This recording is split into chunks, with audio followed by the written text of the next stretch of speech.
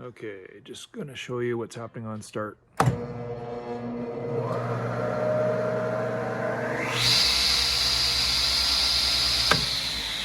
so that one was a successful slow start.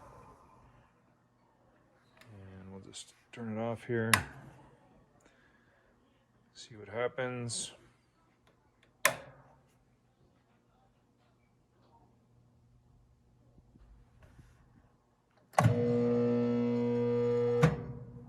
So this is what happens on an unsuccessful start.